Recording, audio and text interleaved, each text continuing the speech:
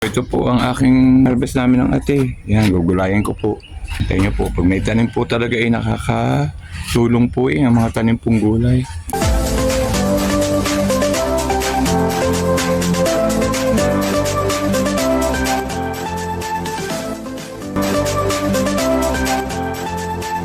Hello po, magandang buhay po sa ating lahat. Nadini po ako sa labas po ng aming bahay. At tinawag po ako na kumarit na ibibigay daw po sa aking halamang rubber tree. Ay katuwa ko po at dahil sabi ko po sa kanya kung yun ay buhay na daw po. Nagkataon pong napatanim po ang aking kumpare din po sa tabi ng bakod. Ay nagkataon po may gagawin nga po din ng harapan ng aming bahay ay matatamaan po itong rubber tree na ito ay sayang naman po kaya po pinakukuha po sa akin. So akin po mami nangahanap lang po ako ng makakatulong at akin pong ipadudukal at itatransfer ko naman po sa malaking pots kasi po sayang po kaganda po. Natuwa din po akong videohin po ang kanyang mga halaman. Napakaganda rin po. Isa po kasi si Kumaris ang mahilig din po sa paghahalaman. Pagdating po sa paghahalaman, magkasundo kami kasi po yun ang usually laging topic namin pagka kami nagkakapulong.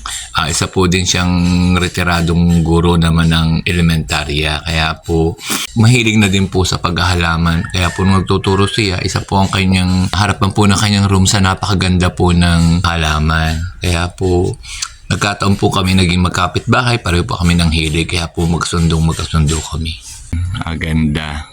Oh, nakatuwa. Mara, anong pangalan na ring orange na ari? Hindi ang cosmos. Are ang cosmos. Ayan, ang gaganda ng halaman. At naroon ang pula. Oo nga nakakatuwa. Ayan. Ang ari po ay sa kapitbahay. Nagpipilit naman ako. Sa kapitbahay na garden, ito nyo naman po, ang ganda. Napapasyal ako din sa kumari akin pong natuwang videohin ang kanyang halaman. Pag po pumayag yung pong buong loob. Talaga nga po ngayon ay bougainvillea months po. At talaga pong, kita nyo po ang kanyang bougainvillea. Ang gaganda rin po, pink po at saka orange. So gaya din po nung nasa garden. Talaga po naman ang bougainvillea ay nakakaakit po pagka po talagang itinanim po at lalo't kasama po ng iba pang mga halaman. Pag nag-combine po ay talaga pong nakakatuwang tingnan. Mag-harvest tayo ng sayote. Yan. Mag-harvest tayo ng sayote. Harvest kami ng sayote ng ate. Ayan, panggulay, magugulay po ngayong araw na ito. Yan, pwede ate ng pwede.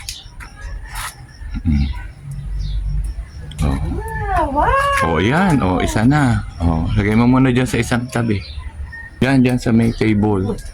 Sa may, yan. Dami, nasa loob. Ayan, Yan nga, yun nga, tama. Teka, hindi ako makapasok. Po. Ito, ang malaki. Kakatuwa naman. Ayan, Yun. Pwede na ito. Okay na. Yan. Saka muna yung iba para... Ang iba, hindi pa igugulay. Aray, ang tama. Aray. Ito po ang aking harvest namin ng ate. Yan, gugulayan ko po. Tayo nyo po, pag may tanim po talaga ay nakakatulong po ang mga tanim pong gulay. Naka-harvest na po. Pare pong isibibigay ko sa aking kumari. Bibigyan ko po siya na ring sayote.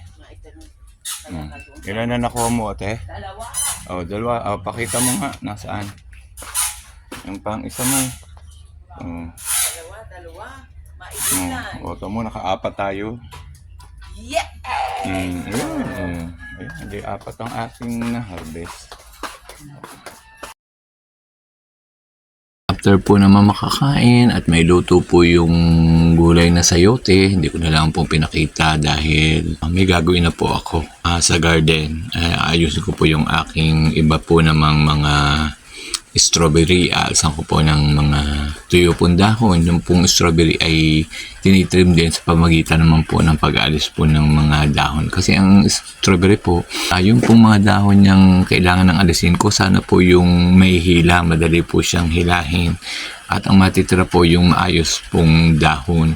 Pag ganun po ang ginawa natin, mas madali po nating mapapaganda at mapapabunga po ang ating mga strawberry.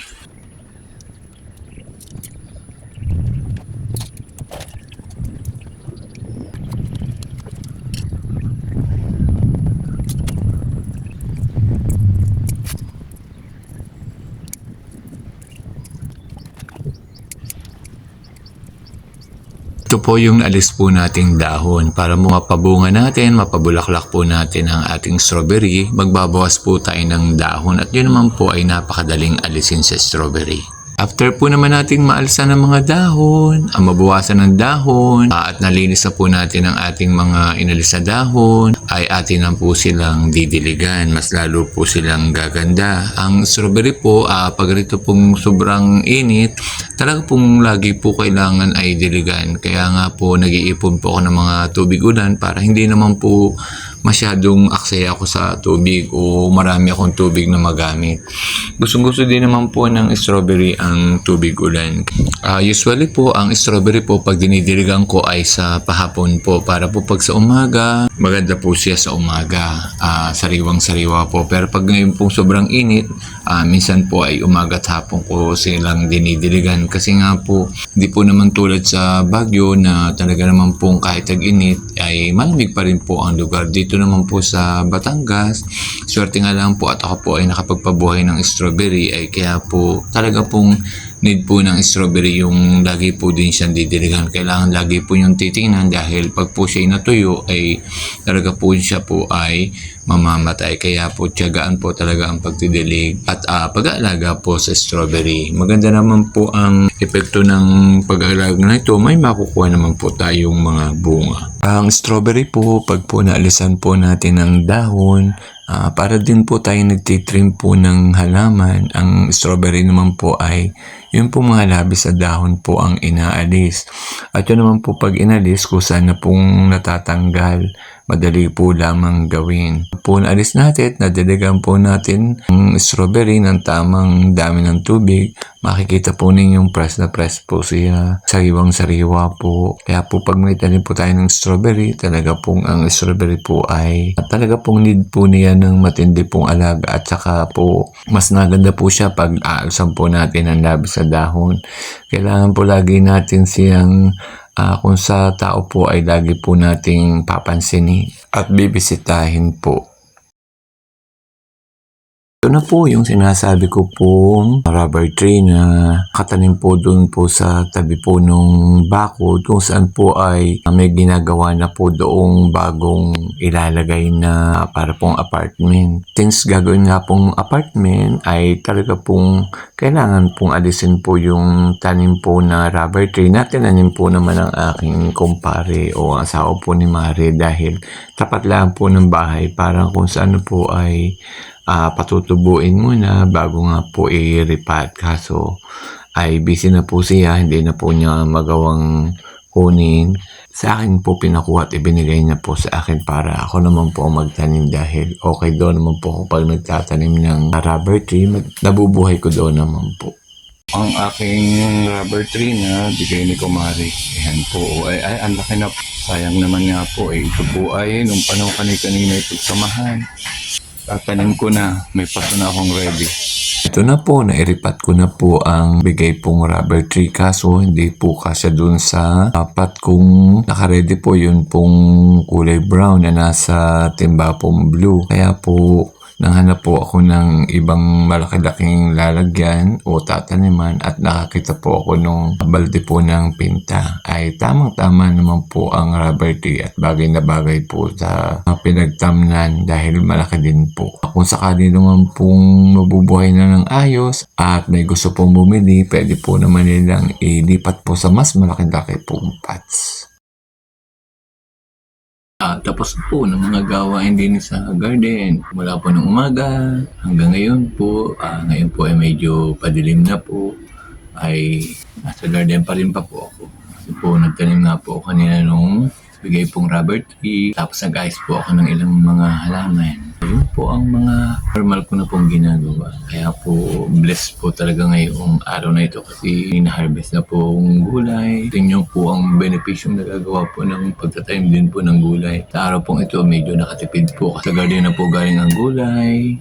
Nakapakuha po tayo ng sayote, ng sili, ng kalamansi. Kahit po medyo nakakapagod po din ang pag-garden ay sulit naman po sa biyaya pong ibibigay. Kaya go lang po tayo sa pag-garden. Maraming salamat po muli sa inyong pagsuporta, pagsubaybay. Sa lahat pong mga nakakapanood po na nagsusubscribe, kahit po ang aking video ay simple lamang. Maraming salamat po. Sana po lalo pong gumanda po ang ating buhay. Pag-enjoy po tayo sa pagtatanim. Bye-bye po. Pahabol lang po bago ko po tapusin ang ating pong video sa araw na ito.